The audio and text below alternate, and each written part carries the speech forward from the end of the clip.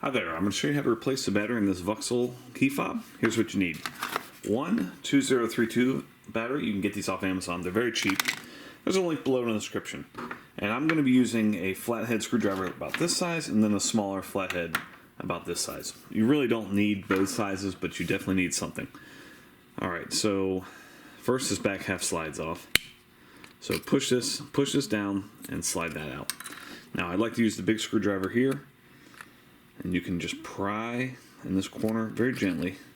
Just put it in there, pry a little bit, and then come in this side, and the front cover will come off. This is where I like to use a small screwdriver. This little corner right here, access the battery there pretty easily. Take your old battery out, take your new battery, plus side facing up.